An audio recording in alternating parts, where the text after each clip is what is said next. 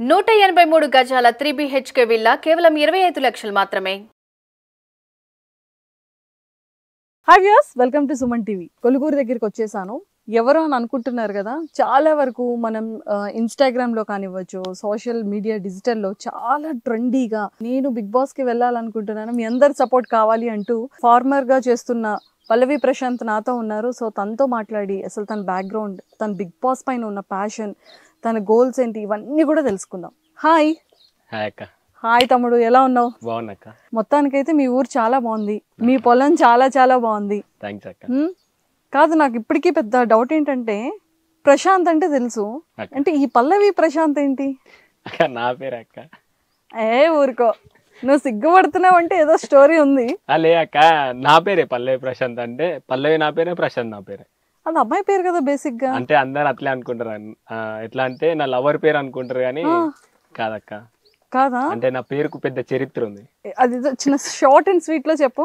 అంటే ప్రతి ఒక్క పేరెంట్ గా ఇట్లా ఉండాలనుకుంటా. నా పేరెంట్ పెద్ద చరిత్ర ఉంది. అంటే మహాబలిపురం ఐడియా ఉంది అక్క. అక్కడ మా పల్లవి రాజులని పరిపాలిస్తారు. అంటే గుడి ఉంది. బాప అక్కడికి వెళ్ళినాక నాకు కొడుకు పుడితే నీ పేరే పెట్టుకుంటా అని మొక్కుకుండు. అయితే నేను పుడితే ఇక పల్లవి రాజాని పెట్టిరు. అందరు రాజాని పిలిచాను, పల్లవి ప్రశాంత్ అని పెట్టారు. ఓహో, అదా పేరు. కొందరు అనుకుంటారు నువ్వు అడిగినట్టే పల్లవి అంటే వీళ్ళు ఎవరు అంటే కొంచెం నమ్మొస్తుంది అక్క. ఓకే, సో మొత్తానికైతే ఈ రోజు అందరి డౌట్ క్లియర్ అయిపోతుంది. సూపర్. సో ఏం చదువుకున్నావు? ఇంటర్ అయిపోయినాక కొంచెం గ్యాప్ ఇచ్చిన. ఇక తర్వాత మళ్ళీ డిగ్రీ సెకండ్ ఇయర్ దాకా వచ్చి తర్వాత ఎగ్జామ్ రాస్తుంటే అందరు నన్నే చూస్తుర్రు అని ఈ ఆపినాక. అయ్యో, అంటే నేను ఎవరు చూడకూడదా? అంటే అట్లా కాదక్క, నేను ఎగ్జామ్ రాద్దాం అని వరకు అరే పల్లవి ప్రశాంత్ అని అందరూ వచ్చే 2 ముక్కలు అంతా మాయం బంద్ చేసిన. Okay, degree second year discontinue. Okay, so మరి పొలం పనులు ఇవన్నీ కూడా అమ్మా నాన్నతో పాటు నువ్వు చేస్తుంటావు. అయ్యా, నువ్వు చేస్తుంటే బట్టి మా అందరికీ తెలిసింది పొలంలో ఎలా చేస్తున్నావు, ట్రాక్టర్తో ఎలా దున్నుతున్నావు, ఇవన్నీ కూడా. సో మరి ఏంటి బిగ్ బాస్ అంటే అంత ఇష్టమా? ఇష్టం అంటే ఇష్టమే అక్క, చెప్పలేనంత. సో ఏ సీజన్ నుండి ఫాలో అవుతున్నావు? నేను ఫస్ట్ నుంచి అంటే ఫస్ట్ నుంచి చూస్తున్నా. ఒక రైతు బిడ్డ ఎందుకు ఉంటలేడు, కామన్ మ్యాన్స్ అన్నారు కదా అక్క, ఎందుకు ఒక రైతు బిడ్డ పోతలేడు చూసి 4 దాకా చూసి నేను చేద్దాం, ఎవ్వరు ఇట్లా ముంగట్టుకు అడిగేలేగా, ఒక రైతు బిడ్డ ఎందుకు పోవద్దు అని నేను ముంగట్టుకు అడిగేసినాక. అంటే ఒక సక్సెస్ఫుల్ ఒక యూట్యూబర్ స్టోరీ తీయాలనుకునేటప్పుడు 0 to హీరోస్, అంటే నువ్వు ఆల్రెడీ వ్యవసాయంలో నువ్వు ఒక మంచి హీరో.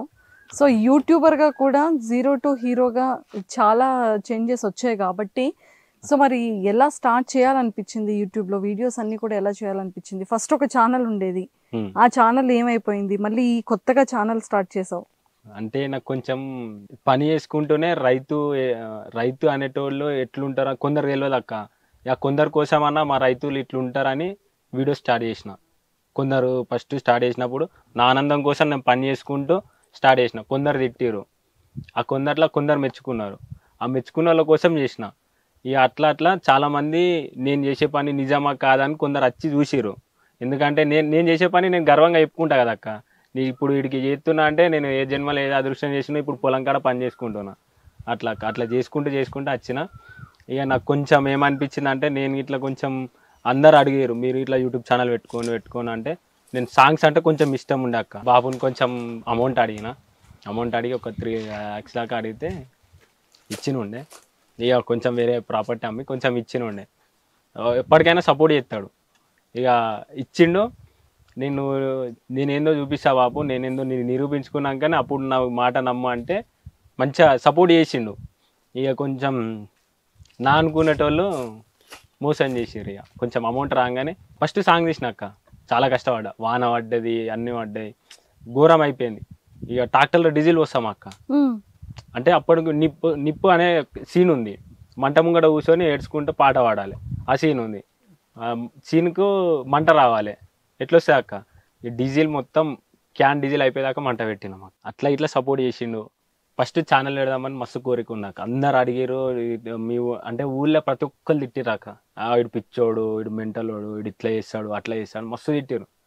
వాళ్ళ కోసం కాదు కదక్క, ఇక నేనేం పని చేస్తున్నా నలుగురికి నచ్చింది కాబట్టి అదే చేసుకుంటా. ప్రతి ఒక్కళ్ళు తిడతారు, తిట్టినా సపోర్ట్ అవ్వకుండా ఊళ్ళో ఇప్పుడు సపోర్ట్ చేసేది అంటే నా ఫ్రెండ్ ఒకడు ఉంటాడు, ఆడు తప్ప ఇంకొవ్వరు సపోర్ట్ చేయాలి. ఇప్పుడు పిలిచినా ఆడే వచ్చి వీడియో తీస్తాడు, ఏడికి పోయినా నా ఎంబడినే ఉంటాడు. ఇక అట్లా నేను చేసుకుంటా కొందరు అడిగారు మా బాబును, మీ వాడు అట్లా చేస్తాడా ఇట్లా చేస్తాడా ఇక ఇట్లనా అంటే ఇక వాళ్ళ కోసం అన్నా నేను ఏంది ప్రూవ్ చేసుకోవాలని యూట్యూబ్ ఛానల్ పెట్టిన మా బాబు చాలా కష్టపడ్డాడు. ఒక సాంగ్కి అమ్మ బాబు తినకుండా సాంగ్ కోసం నాకు చేసిరు, హెల్ప్ చేసిరు. ఇక అది ఎంత కష్టపడి చేసినో నాకు తెలుసు అక్క. ఇక తర్వాత మధ్యలో వేరే అక్క ఉండి మోసం చేసింది. ఎందుకు చేసిందో ఇక ఆమెకే తెలియాలి. ఆమె పేరు చెప్పాను కానీ ఇప్పుడు ఆమె కొంచెం మన తెలంగాణకు కొంచెం ఫోక్లో కొంచెం డాన్సర్ ఆమె. ఇక ఆమె పేరు ఇక చెప్పలేని కానీ ఇక ఘోరంగా మోసం చేసి మీ కాలు పట్టుకుంటా రిటర్న్ ఇయ్యి, పైసలు వచ్చిన కాడికి మీరే తీసుకోరి, నాకు ఏమొద్దు, నాకు ఒక ఛానల్ కావాలి. ఎందుకంటే మా బాపు అమ్మ కష్టపడి నా కోసం నిరూపించుకోరు. ఏంటంటే ఫస్ట్ అడిగేసిన అది కావాలని మస్తు బతిలాడినా, ఆయన ఇయ్యలే. కాలు పట్టుకున్నా అన్న మస్తు ఒక నెల రోజుల దాకా బతిలాడినా, ఇక ఇయ్యకపోతే ఇక అంటే మాకు విఆర్ఏ పోస్ట్ ఉండే అక్క, అంటే తెలుసా అక్క మస్కూర్ అని. ఇక మస్కూర్ అది పోయిందని తెలియగానే బాధపడ్డా. అందరు ఆఫీస్లో గ్రామ పంచాయతీ తెలుసా, అలా కూర్చొని బాధపడుతుంటే మా దోస్తు గాడు చూసి ఇంటికాడ చెప్పిండు, ఇట్లా మీ కూడా ఏడుస్తున్నాడు అది ఇది అని చెప్పిండు. చెప్పేవారికి బాబు ఇట్లా ఫోన్ చేసిండు, ఏడున్నా అంటే ఇట్లా ఆఫీస్లో ఉన్నా,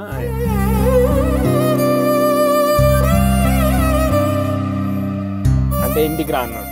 నేను రానని చెప్పంగానే మేడం రాలే మేడం వచ్చిందని చెప్పిన.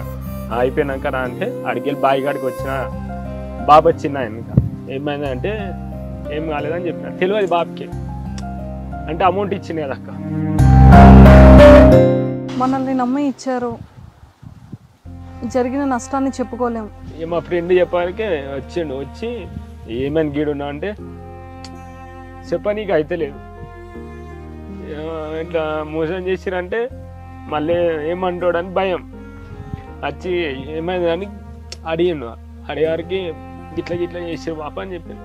ఇప్పుడు ఏం చేద్దాం అనుకున్నావు అంటే ఏం లేదు, మరి గిరికి ఎందుకు వచ్చినావు అంటే బతుక బుద్ధి అయితే అని చెప్పాను.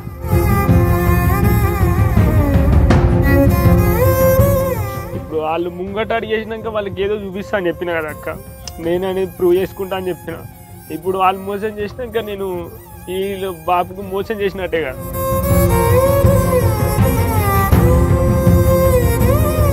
నువ్వు చచ్చిపోతే నేను ఇట్లా చచ్చిపోతా, ఈ ఫస్ట్ నేను చచ్చిపోయినాక నువ్వు చచ్చిపో అన్నాడు. ఇక ఏం చేద్దాం అనుకున్నా అంటే బాబు నేను ఇంకా చేయాలి బాపు, మనం ఏంది చూపెట్టాలి, మనం మోసం చేసిన వాళ్ళ ముంగట నిలబడతా, ఇంకా నేను ట్రై చేస్తూనే ఉంటా అని చెప్పాను. ఏం కావాలన్నా నాకు ఒక ఫోన్ కావాలని చెప్పి మళ్ళీ ఇంకా వేరే కొంచెం ఇట్లా కష్టపడి మళ్ళీ తెచ్చి ఇచ్చిందక్క. ఇచ్చిన అప్పటి నుంచి మళ్ళీ నా వీడియోలు మేము కష్టపడుతున్నాం ఏం చేస్తున్నాం అని ఇట్లా స్టార్ట్ చేసినాక. ఒక రైతు వాడే కష్టం ఏంది ఒక రైతు బిడ్డకు మాత్రమే తెలుసు, అది నాకు తెలుసు అక్క. ఇక అట్లే స్టార్ట్ చేసినాక మధ్యలో వాళ్ళు మళ్ళా నన్ను మోసం చేసిన వాళ్ళు నా గురించి మొన్న మాట్లాడుకున్నారు. అక్కడ నుంచి ఒక ఆయన చెప్పిండు వేరే మాట్లాడుతున్నారు. అయినా సరే నా పని నేను చేసుకుంటా పోయినాక. Very good. చూసావు, ఆ రోజు నువ్వు నిజంగానే వెనకడిగేసి అమ్మా నాన్నలకి బాధ పెట్టి ఉండుంటే ఈ రోజు నీ గురించి తప్పుగా మాట్లాడుకునే వాళ్ళకి నువ్వు ఒక సమాధానం చెప్పగలిగి ఉండేవాడివా? మనం ఎదుగుతున్నప్పుడే మాటలు వస్తూనే ఉంటాయి, అలాంటప్పుడు మనం బాధపడకూడదు, ఇంకా మనం ఏంటి అనేది చూపించుకోవాలి. అంటే నన్ను నమ్మిన వాళ్ళే నన్ను మోసం చేస్తారని అనుకోలేదక్క. అలాంటి వాళ్ళే మోసం చేస్తారు. ఇది ఒక మనకి మంచి ఎక్స్పీరియన్స్. మళ్ళీ మనం ఆ తప్పు చేయం, మళ్ళీ ఆ వేలోకి ఆ దారిలోకి మళ్ళీ మనం వెళ్ళాం కదా. చూసావా, ఇప్పుడు ఆ తర్వాత నువ్వేం చేసావు? సొంతంగా ఫోన్ కొనుక్కొని నీ ఓన్గా నీ ఫ్రెండ్ని పెట్టుకొని ఇద్దరు కలిసి వీడియోస్ చేసుకున్నారు. నా ఫ్రెండ్ ఎక్కడికైనా వస్తాడక్క. ఇప్పుడు నువ్వు నిజంగా మళ్ళీ అలాంటి తప్పు ఇంకొకటి చేయలేదు కదా, ఎందుకంటే దాని సమస్యని దాని బాధని తెలుసుకోగలిగావు కాబట్టి మళ్ళీ ఆ దారిలోకి వెళ్ళలేదు. అంటే ఎప్పుడైతే మనకి చెడు ఒకటి జరుగుతుందో ఆ తర్వాత మనకి మంచి జరుగుద్ది. ఎప్పుడు కూడా దానికోసం ఇంకా బాధపడకూడదు. అలాంటి ఒక చిన్న తప్పు జరిగినందువలన ప్రాణాలు తీసేసుకుంటావా?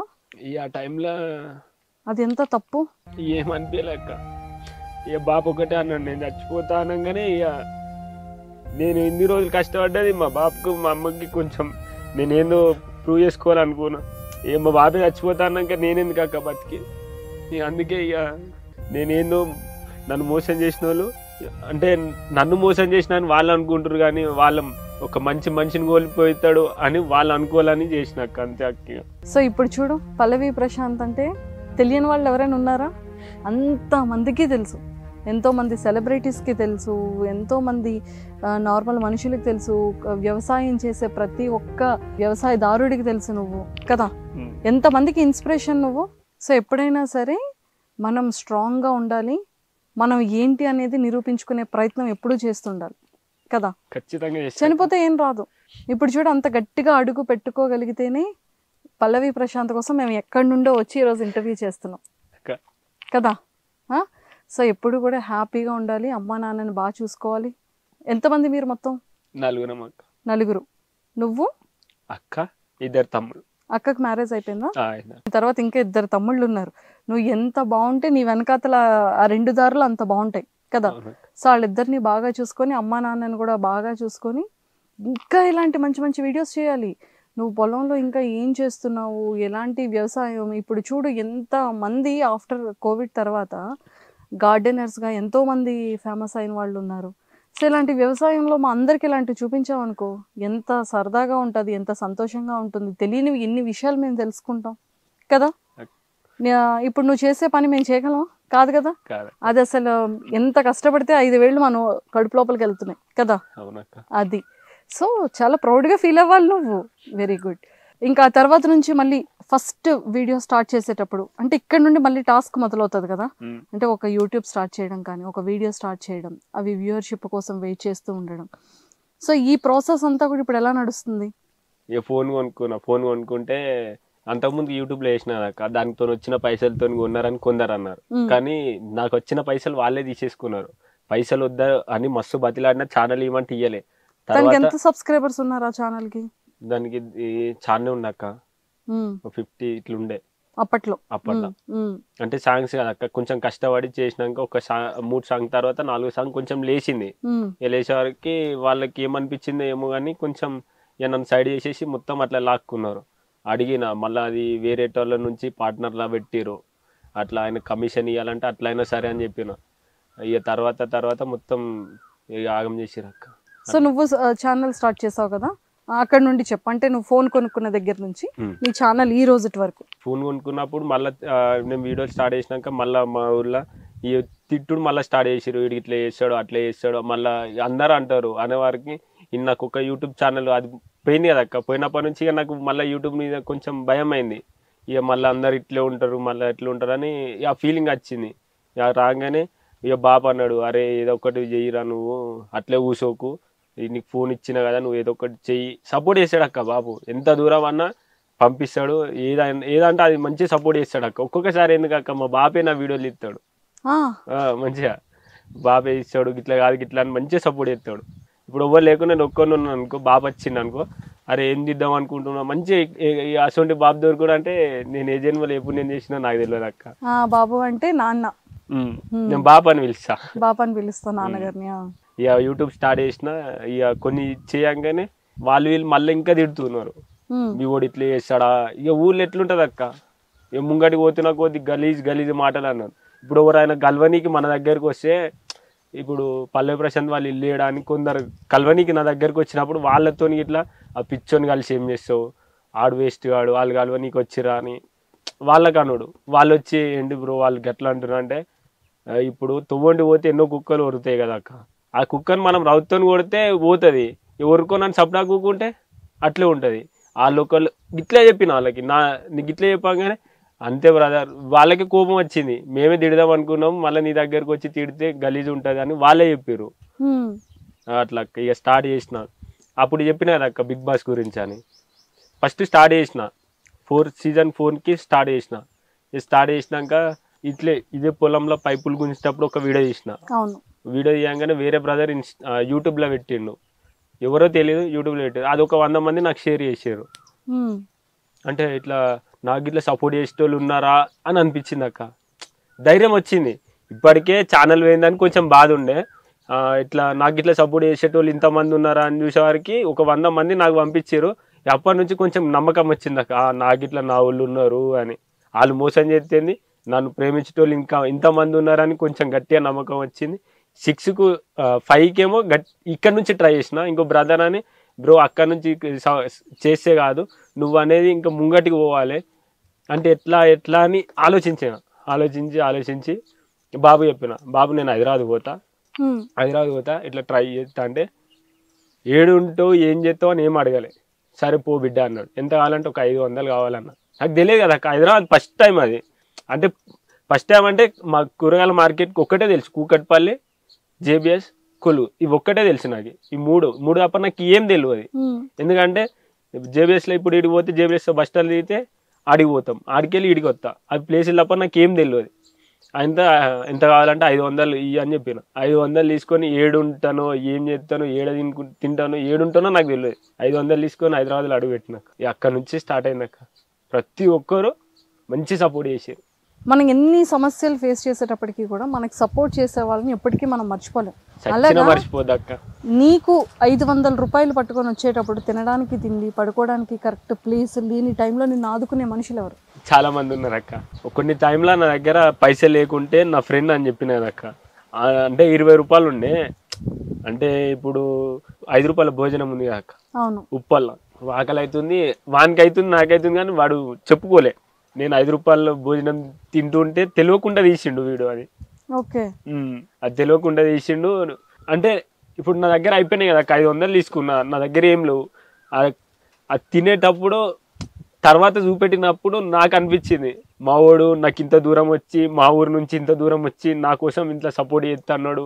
ఇక వాడిని ఇట్లా తిట్టారు, వాడిని ఇట్లా అరే నువ్వు వానికి ఎందుకురా సపోర్ట్ చేస్తున్నావు అని వాడిని ఇట్లా తిట్టారు మా ఊరు నుంచి. అయినా అవన్నీ పక్క పెట్టి నా కోసం వచ్చి మంచిగా సపోర్ట్ చేసిండు అక్క.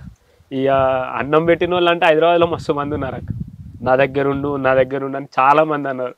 వాళ్ళని ఎప్పుడు మర్చిపోను, నేను చచ్చినా మర్చిపోను, చచ్చేదాకా గుర్తుంటారు అక్క. ఇప్పుడు హైదరాబాద్ పోదామంటే హైదరాబాద్లో నాకు ఒక రూమ్ ఉంది అని నేను అనుకోనాక, మా అన్నోళ్ళు ఉన్నారు అని అనుకుంటా.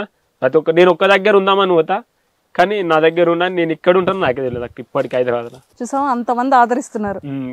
వాళ్ళందరూ ప్రేమ అక్క, అలా దొరుకున్న అదృష్టం అది. ఎంతో మంది సెలబ్రిటీస్ కానీ, మేము ఎంతో మంది ఎన్నో సంవత్సరాల నుంచి కష్టపడుతున్న యాంకర్స్ కానీ, మేము ఎంతమంది ఉన్నా మాకు ఇన్స్టాగ్రామ్లో ఫాలోవర్సే లేరు.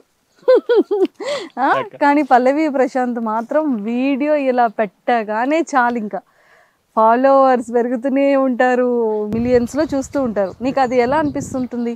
సో నీ ఫాలోవర్స్ ఇన్స్టాగ్రామ్లో నువ్వు ఒక వీడియో పెడితే చాలు మిలియన్స్లో రీచ్ అవుతూ ఉంటుంది కదా, సో ఆ వ్యూవర్షిప్ చూసి నీకేమనిపిస్తుంటుంది? నాకు సపోర్ట్ చేసేటోళ్ళు ఇంకా నన్ను వాళ్ళు ఇంకా అన్న ఇంకా చెయ్యన్న, మేము ఉన్నామన్నా, మంచి అక్కలు కానీ ఇన్స్టాగ్రామ్ నాకు చెల్లెలు లేరని మస్తు బాధపడ్డా. చెల్లెళ్ళని ఇచ్చింది, అక్కలని ఇచ్చింది, తమ్ముళ్ళని ఇచ్చింది, అన్నలని ఇచ్చింది, ప్రతి ఒక్కరిని ఇచ్చింది. నాకు మస్తు సంతోషం అక్క. చూసావా, ఇప్పుడు పెద్ద పెద్ద రెస్టారెంట్స్ వాళ్ళు కూడా నిన్ను ప్రమోషన్స్కి పిలుస్తున్నారు అంటే